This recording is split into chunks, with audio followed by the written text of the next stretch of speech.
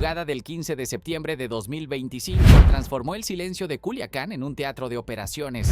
4:23 horas, fraccionamiento Estanza Toscana, kilómetro 12 de la carretera a Costa Rica. El aire húmedo de septiembre se cortó con el zumbido de drones de vigilancia, mientras helicópteros artillados mantenían posición a 500 metros de altura. Abajo, las calles residenciales se llenaron de vehículos blindados de la Sedena posicionándose en cada esquina. Los códigos en los radios marcaban el ritmo: halcón en visual, perímetro sellado, esperando orden de entrada. No era una redada común. Durante semanas, analistas de inteligencia habían rastreado movimientos anómalos en esa zona residencial de alto poder adquisitivo, camionetas blindadas entrando a deshoras, personas con evidente entrenamiento militar haciendo guardia y, lo más alarmante, cajas selladas que, según informantes, contenían juguetes pesados. Lo que encontrarían esa madrugada confirmaría los peores temores. Una célula del cártel de Sinaloa había convertido 3 residencias contiguas en un arsenal que rivalizaba con instalaciones militares. El momento decisivo llegó cuando los equipos de asalto descubrieron el primer sótano modificado: lanzagranadas, fusiles Barrett calibre 50, ametralladoras M60, explosivos C4 y algo que heló la sangre de los mandos, 2 lanzacohetes antitanque AT-4 de fabricación sueca, armas diseñadas para perforar blindaje militar. La promesa del operativo se volvió urgente. Lo hallado en Estanza Toscana no solo evidencia la militarización extrema del crimen organizado, revela una escalada armamentista que pone en riesgo la seguridad nacional. La Operación Escorpión comenzó su fase activa a las 3 horas con el despliegue silencioso del Grupo Aeromóvil de Fuerzas Especiales. Primera etapa: reconocimiento con drones DJ y Matrice, equipados con cámaras térmicas. Identificaron 23 signatures distribuidas en 3 propiedades: 0330, establecimiento del anillo exterior. 18 vehículos blindados bloquearon todas las arterias de acceso en un radio de 800 metros. 4 de la mañana, activación del inhibidor de señales cubriendo todo el fraccionamiento. 4:15, llegada del convoy principal con 120 elementos de fuerzas especiales. Según el comunicado 2159/2025 de la Sedena, la autorización provino directamente del Estado Mayor Conjunto, validada por un juez federal del 10º distrito, quien emitió 3 órdenes de cateo bajo el expediente FGRBSEIDO/2025-0847. La cadena de mando fue escalonada. Unidad táctica en campo reportando al cuartel general de la 9ª Zona Militar, conectado con el Centro de Inteligencia Militar en Ciudad de México, donde el general Luis Crescencio Sandoval supervisaba junto a Omar García. La configuración táctica adoptó formación de yunque, equipo Águila, cubriendo el norte desde la avenida Álvaro Obregón, equipo Cobra sellando el sur por prolongación rotarismo, equipo Lobo cerrando escape oeste hacia el desarrollo campestre. Los códigos operativos cambiaban cada 7 minutos siguiendo protocolo OTAN. Tormenta para avance coordinado, rayo para contacto hostil, trueno para neutralización exitosa. La complejidad del terreno presentaba desafíos únicos. Estanza Toscana es un fraccionamiento de alta plusvalía con calles amplias pero sinuosas, diseñadas para privacidad más que para maniobras tácticas. Las residencias objetivo ocupaban una esquina estratégica, visibilidad de 270 grados, múltiples rutas de escape y, según inteligencia, modificaciones estructurales que incluían muros reforzados y vidrios blindados. Los planos municipales mostraban discrepancias con imágenes satelitales recientes, sugiriendo construcciones no declaradas. El despliegue incluyó elementos especializados raramente vistos en operativos convencionales: 2 unidades caninas K9 entrenadas específicamente para detectar explosivos plásticos y componentes electrónicos de detonadores, un equipo de zapadores del Cuerpo de Ingenieros con robots para reconocimiento en espacios confinados, 3 francotiradores del Grupo Aeromóvil posicionados en azoteas con línea de vista clara hacia todas las salidas. La ambulancia táctica del ejército esperaba a 200 metros, personal médico de combate listo para trauma de alta energía. La sincronización fue milimétrica. A las 4:25 todos los elementos reportaron posición. El inhibidor de señales operaba en frecuencias específicas, bloqueaba celulares y radios comerciales, pero permitía comunicación militar encriptada. Drones Centinela mantenían vigilancia perimetral alimentando video en tiempo real al puesto de mando móvil, donde analistas procesaban cada movimiento. La inteligencia indicaba que los objetivos mantenían guardias 24/7, rotando cada 6 horas. El momento elegido, 4:30, coincidía con el punto medio del turno nocturno: fatiga máxima, alerta mínima. Pero el factor más crítico era el elemento humano. Según testimonios de desertores, la célula había recibido entrenamiento en contravigilancia y tácticas de resistencia urbana. Esperaban resistencia organizada, uso de granadas, posibles francotiradores enemigos. Por eso la autorización incluía uso de fuerza letal si la situación lo amerita, algo reservado para amenazas de seguridad nacional. El mensaje desde Palacio Nacional fue claro: este arsenal no podía escapar ni ser usado contra las fuerzas del orden. Roberto el Rover Mesa Camacho representaba la evolución del sicario tradicional hacia el operador militar criminal. Nacido en Guasave en 1988, ingresó al ejército mexicano a los 18 años, destacando en pruebas físicas y tácticas. Sirvió en el 8º Batallón de Infantería, participó en operativos contra el narco en el Triángulo Dorado, condecorado 2 veces por valor en combate, pero en 2019 algo cambió. Solicitó baja voluntaria, citando motivos personales. 6 meses después aparecía en interceptaciones telefónicas como instructor especial del cártel de Sinaloa. Su expediente militar, ahora clasificado, revelaba especialización en combate urbano, manejo de explosivos y tácticas de pequeñas unidades. Hablaba inglés fluido, había tomado cursos con fuerzas especiales estadounidenses en Fort Bragg. Esa formación lo convirtió en activo invaluable para el crimen organizado. Podía entrenar sicarios con estándares militares, planear operaciones complejas y, lo más peligroso, anticipar tácticas de las fuerzas federales porque las conocía desde adentro. La célula, bajo su mando, no era una pandilla callejera con armas. Análisis de inteligencia identificó al menos 15 exmilitares en sus filas, desertores del ejército, marina, incluso 2 exgafes. El reclutamiento seguía patrón específico: militares con problemas económicos, frustrados por salarios bajos o involucrados en actividades ilícitas menores. Les ofrecían salarios 10 veces superiores, bonos por operaciones exitosas, seguro de vida para sus familias. Un sargento capturado confesó: en el ejército ganaba 15,000 pesos mensuales, con el Rover 150,000 más bonos. La estructura operativa copiaba modelo militar: organización en escuadras de 6 elementos con especialidades: asalto, soporte de fuego, comunicaciones, médico de combate, explosivos, francotirador. Entrenamiento diario incluía acondicionamiento físico al amanecer, práctica de tiro en polígonos clandestinos, estudio de manuales tácticos, simulacros de emboscada. Mantenían disciplina cuasi militar: no drogas durante servicio, no alcohol 48 horas antes de operaciones, castigos por indisciplina que iban desde multas hasta ejecución.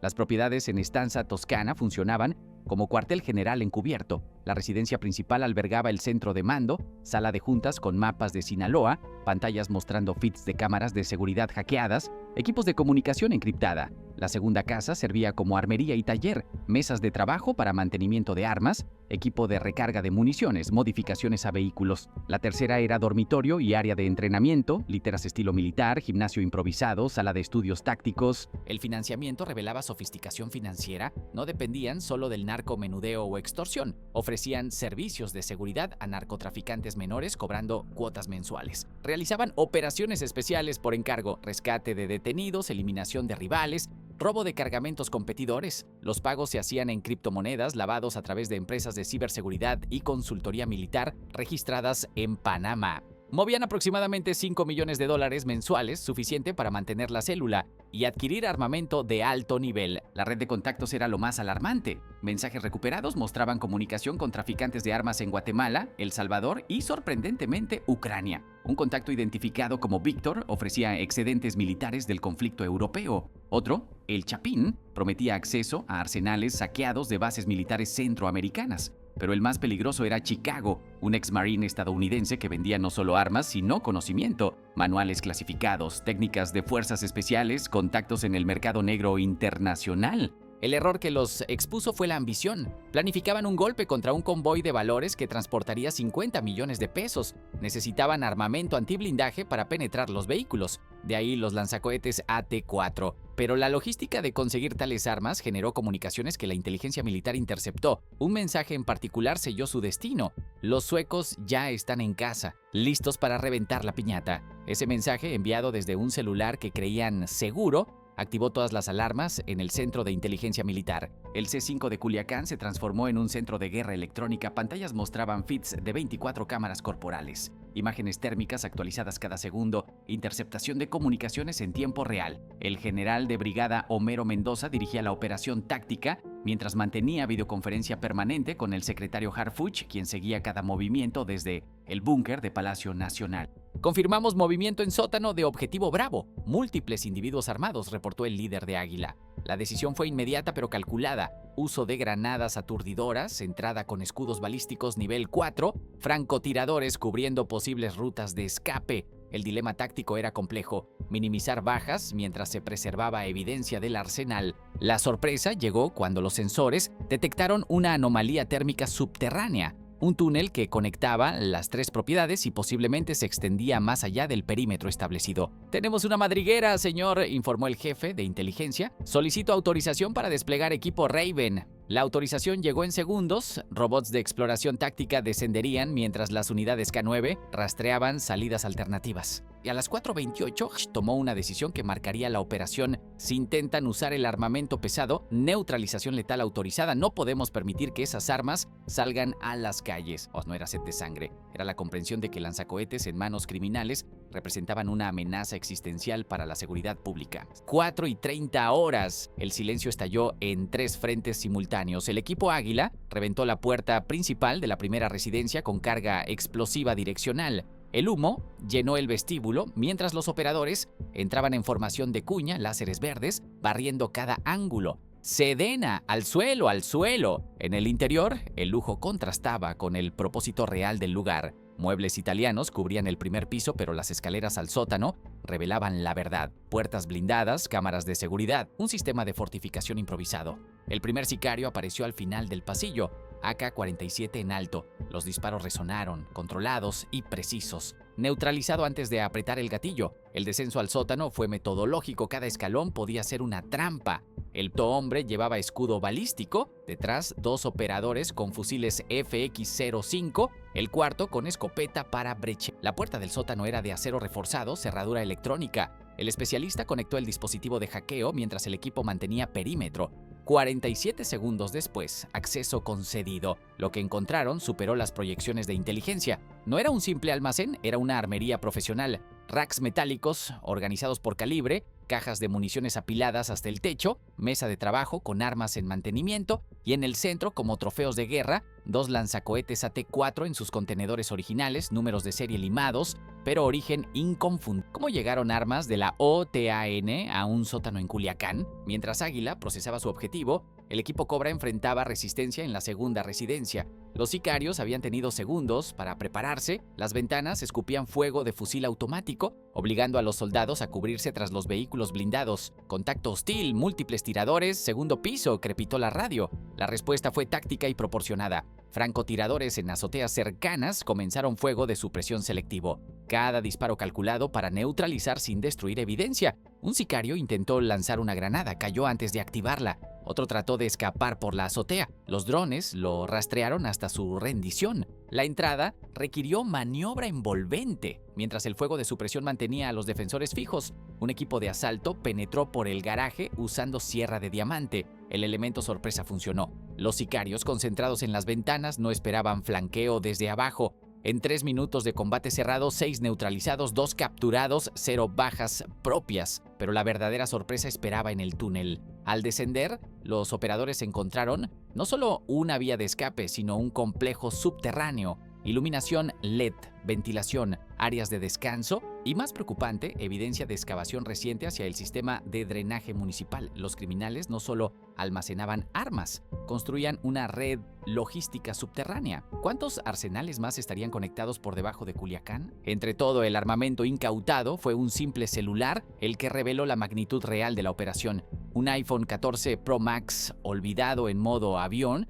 con aplicaciones de mensajería encriptada aún abiertas. Los técnicos forenses trabajaron in situ para preservar la evidencia digital antes de que los sistemas remotos pudieran borrarla. Los mensajes revelaban una red de abastecimiento que cruzaba fronteras. Conversaciones con proveedores en Guatemala mencionaban los tubos suecos, refiriéndose a los T4, coordenadas GPS de puntos de entrega en la frontera sur, listas de precios en criptomonedas, $50,000 por lanzacohetes, $15,000 por ametralladora M60, $8,000 por fusil Barrett. Pero lo más alarmante, menciones a el cargamento especial que viene de Ucrania. Un documento de Excel detallaba inventario completo: 47 fusiles de asalto, diversos calibres, 12 ametralladoras, 6 lanzagranadas M203, 2 lanzacohetes AT-4, 1 fusil antimaterial Barrett M82, más de 100,000 cartuchos de diversos calibres, 43 granadas de fragmentación, 15 kilos de C4 con detonadores. El valor estimado en mercado negro,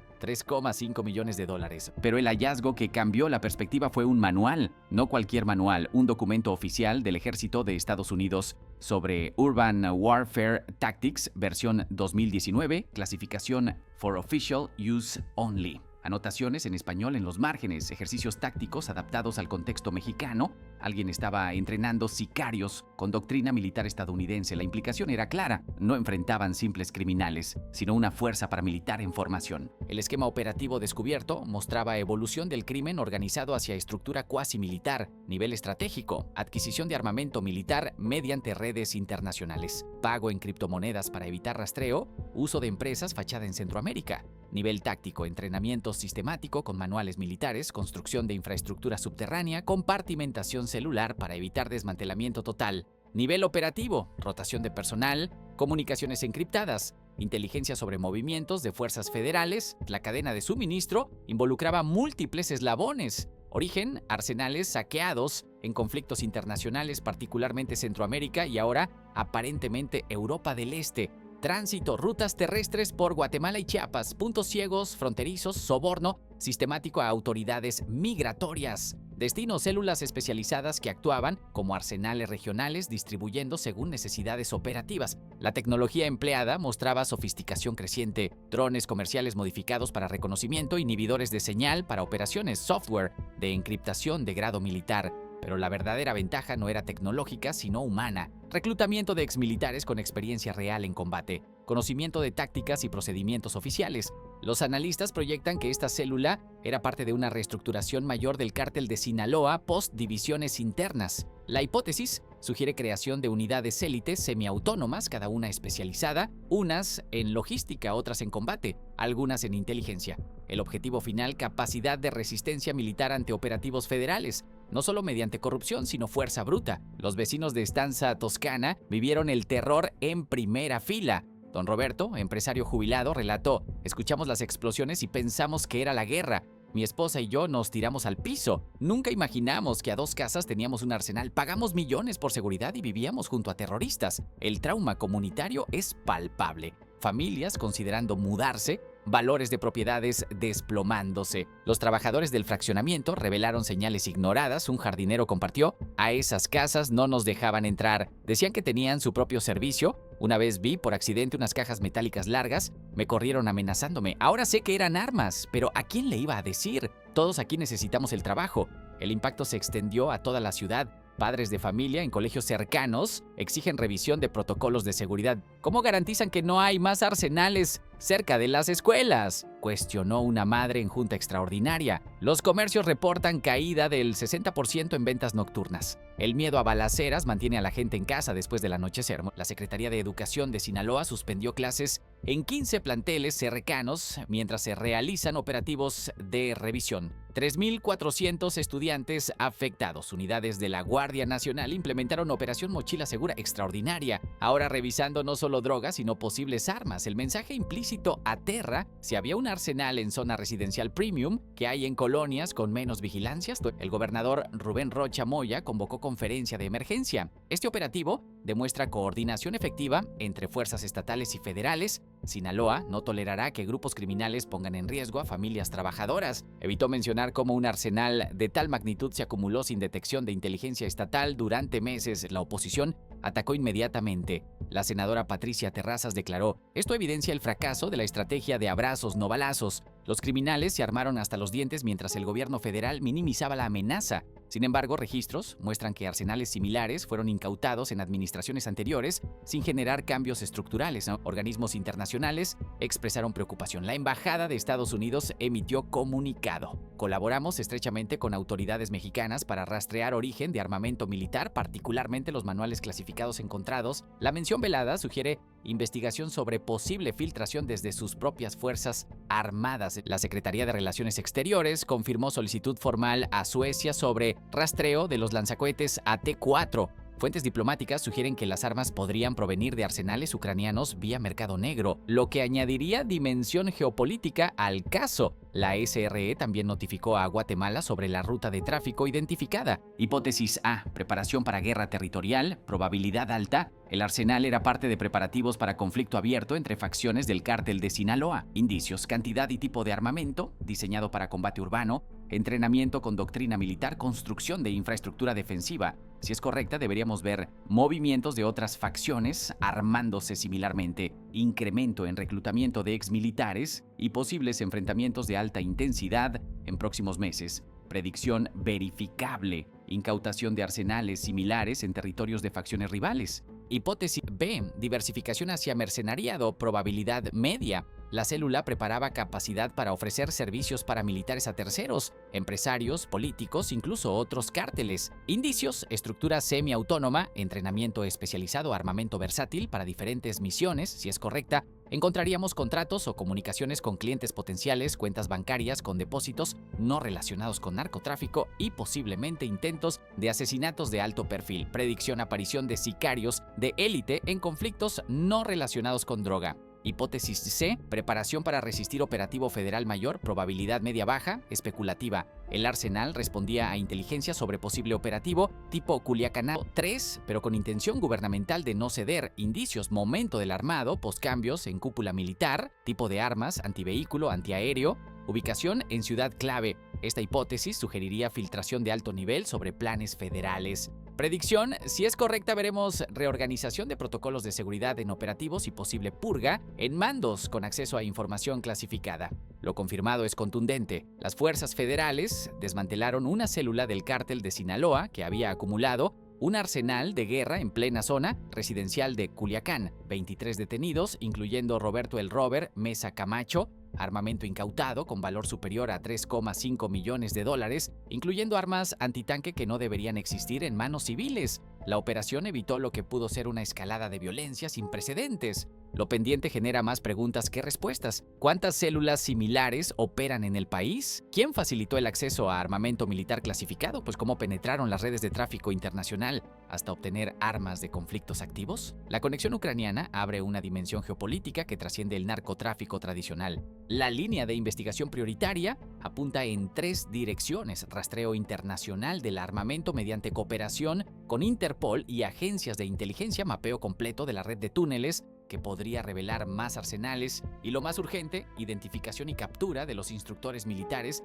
que entrenaban a estos grupos. Los próximos días serán cruciales para determinar si este fue un caso aislado o la punta del iceberg de una militarización criminal que amenaza la estabilidad nacional. Disclaimer final: la información presentada proviene de fuentes oficiales y está sujeta a confirmación judicial. Toda persona mencionada se presume inocente hasta sentencia firme. Este contenido busca informar sobre desarrollos de interés público sin prejuzgar resultados legales. ¿Qué significa para México que el crimen organizado tenga acceso a armamento diseñado para guerras entre naciones? La respuesta determinará el futuro de la seguridad nacional.